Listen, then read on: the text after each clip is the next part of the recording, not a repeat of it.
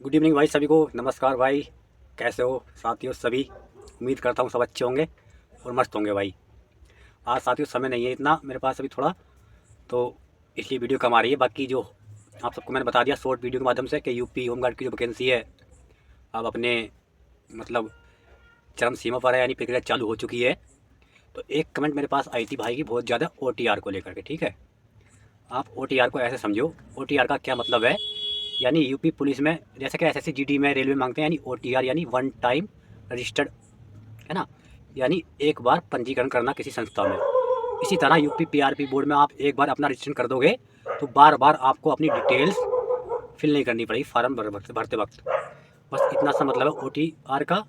आपके पास उसके लिए जीमेल ID एक अपना पर्सनल मोबाइल नंबर और आधार कार्ड, आप उसको कर दोगे OTR को कंप्लीट। तो जैसे ही होमगार्ड के फार्म आएंगे तो बस कुछ नहीं करना, उसका जो फॉर्मेट आएगा होमगार्ड का उसको ओपन करके आपका जो फार्म है फाइनल सबमिट हो जाएगा।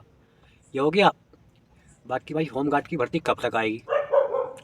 अब जो नोटिस उन्होंने कल दिया है वो नोटिस स्पेशली होमगार्ड के लिए है। उन्होंने क्या कहा उसमें आपने पढ़ा हो ना, वो कि यूपी स्वयं सेवक के लिए OTR की प्रक्रिया के लिए नोटिस। ठीक, उन्होंने ये नहीं कहा कि OTR ओनली, उन्होंने नाम दे के लिखा कि ये जो OTR है स्पेशल में होमगार्ड के लिए से इसका लिंक हमने जो ओपन किया है।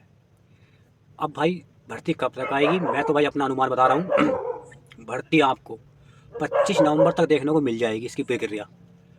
यानी नवंबर के लास्ट तक हर हालात में भर्ती आ जाएगी। ठीक है, बाकी इसमें सैलरी की बात मैं बताऊंगा कुछ आपको।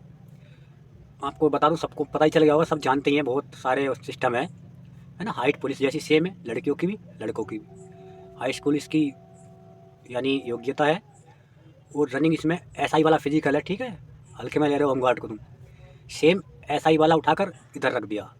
लड़कियां दौड़ेंगी 2400 मीटर 16 में, लड़के दौड़ेंगे 4800 मीटर 28 में। सेम यूपी SI वाला फिजिकल उठाकर इधर रख दिया। ठीक, ये है इसकी प्रक्रिया। इसका जो सिलेबस है वो सबको पता ही है। अभी नोटिस के हिसाब से सामान्य ज्ञान के 100 क्वेश्चन होंगे और 2 घंटे का समय होगा। और एक टॉपिक और था कि भाई इसमें नेगेटिव मार्किंग होगी, यानी माइनस मार्किंग। तो जो नोटिस उन्होंने जारी किया है उस नोटिस में ना तो उन्होंने ये कहा है कि हाँ इसमें जो है प्रत्येक यानी 4 गलत करने पर या 1 गलत करने पर आपके जो ऋणात्मक अंक दिए जाएंगे, ना ये कहा है कि इसमें कोई भी ऋणात्मक अंक की कटौती नहीं की जाएगी। तो सीधा मतलब उन्होंने ना तो ये कहा कि इसमें माइनस मार्किंग होगी और ना ये कहा कि माइनस मार्किंग नहीं होगी। तो ये बात है संदेह में। आयकर वाले केस में या तो हो सकती है या नहीं हो सकती है, ये पता चलेगा नोटिफिकेशन आने पर कि माइनस मार्किंग है या नहीं है। ठीक, अब सैलरी, वर्तमान में जो सैलरी है भाई मैं बिल्कुल चैन बता रहा हूँ। ठीक है, वर्तमान में जो सैलरी है यानी जो होमगार्ड अपना थाने में चौकी में ड्यूटी कर रहे हैं उनकी जो सैलरी अब लगभग बन रही है 9 × 27 और 7 × 8 = 24 28 28 लगभग 29,000 पकड़ो ईमानदारी की बिल्कुल चैन सैलरी है नी 29,000। अब सबको पता कि 1 जनवरी में लग जाएगा 8वां पे यानी 8 पे ग्रेड, है ना। तो सीधी सी बात है, जिसका 1800 ग्रेड पे है उसकी 52-53 पहुँच रही है। अब क्योंकि ये वैकेंसी का स्थायी नहीं है, बल्कि जो होमगार्ड भर्ती हो गए, मेरे यहाँ लास्ट भर्ती जो मतलब आई थी यूपी में 2011 में आई थी, और उसमें 2 होमगार्ड थे। एक अभी भी होमगार्ड की मतलब होमगार्ड में वर्तमान में कार्यरत है, और एक यूपी पुलिस में चला गया था वो। तो ये परमानेंट ही होती है, लेकिन नाम इसको अस्थायी दिया जाता है। अब सैलरी जो इसकी भाई मिनिमम सैलरी जो हो जाएगी 1 जनवरी में, मतलब जब भी 8वां लग जाएगा वेतन, तो 40,000 में समझ के नहीं, आप भी समझ लो 40,000 हो जाएगी, 40,000 सैलरी हो जाएगी, समझे। अब एक लास्ट बात मैं आपसे बताऊं। ठीक,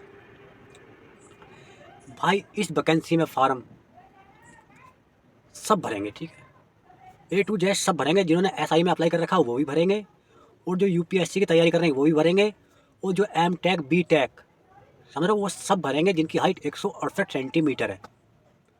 यकीन ना आए तो फार्म आने दो, देखो कितनी संख्या जाती है। वैकेंसी 45,000 एक साथ ही आने की संभावना पूरी पूरी यानी 90%। एक ही साथ सारी वैकेंसी आएंगी, क्योंकि अब इसको करा रहा है भर्ती बोर्ड। जब भर्ती बोर्ड 60,000 एक साथ करा सकता है तो 45 क्यों नहीं करा सकता। तो इसलिए इलेक्शन है 2027 में, तो ये पूरी वैकेंसी एक बार में फिनिश हो रही है, यानी 45,000 वैकेंसी एक साथ आ रही है, समझे। ये है, अब कोई और बात थोड़ी रह गई। बाकी मैं आपको डेली अपडेट दिया करूँगा, बस मैं 11 तारीख के बाद फ्री हो जाऊँगा, 11 नवंबर के बाद, ठीक है।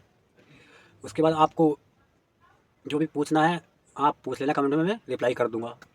बाकी OTR को लेकर ज़्यादा टेंशन ना लो किसी चीज़ की भी, सीधा जाओ अपने फ़ोन से भी, हाँ अपने फ़ोन से भी कर सकते हो, भाई पूछ रहा था, अपने फ़ोन से भी OTR आप कर सकते हो, ठीक है। फ़ोन से भी OTR हो जाएगा।